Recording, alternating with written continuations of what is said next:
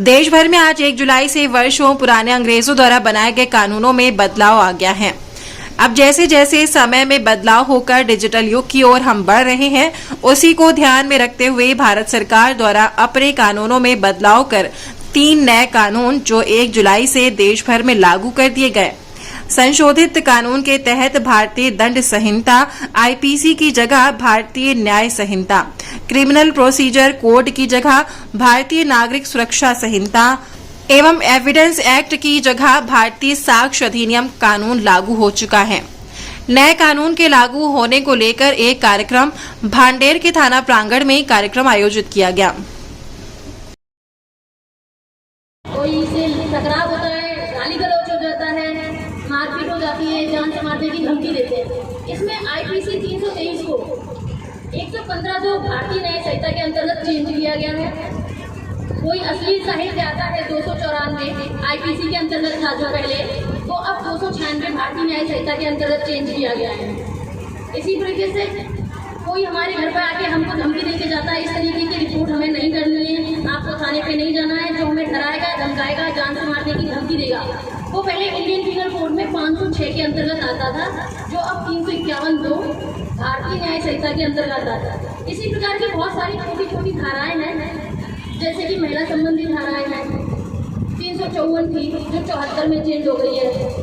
376 किसी पीड़िता के साथ अगर कोई गलत कार्य करता था तो उसको चेंज करके 64 में लाया गया है। यदि कहीं इसी धारा को कई बार प्रयोग किया जाता था तो 64(2) में। अभी कोई विशाल चेंज न होकर धाराओं में चेंज आया है, जिससे हमें कहीं ना कहीं कानून के अंतर्गत सहायता रिलैक्स प्रदान किया जाएगा।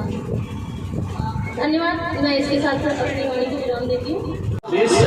राज्य की सुरक्षा पहले, तो उसमें राज्य की सुरक्षा से संबंधित प्रावधान पहले होते थे अध्यायों में, नागरिकों से रिलेटेड प्रावधान बाद में होते थे। तो सबसे इस पहला जो उनके बदलने का कारण यही था कि नागरिक फर्स्ट है, तो सबसे ज़्यादा जो इम्पोर्टेंस इन कानून में दिया है वो दिया है महिलाओं और बच्चों को, इसीलिए उनके सेक्शंस पहले रखे गए।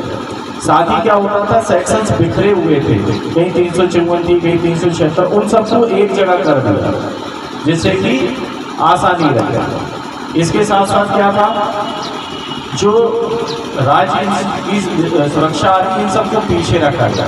दूसरा, पहले जो कानून थे वो दंड आधारित थे, अब न्याय आधारित है। मतलब पहले क्या होता था, आज कोई आया मेरी मारपीट कर दी, पता चला 6-7 साल बाद उसकी सुनवाई हो रही थी, कहाँ न्याय है।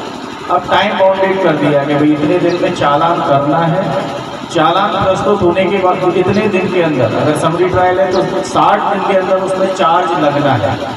सबसे बड़ा डेमोक्रेटिक कंट्री है और हमारा संविधान कहता है to the people, by the people, for the people and with the people. जनता के लिए, जनता के द्वारा, जनता से और जनता में समाज। मतलब पूरा शासन आप हो डेमोक्रेसी में, राजतंत्र नहीं है, हिटलरशाही नहीं है।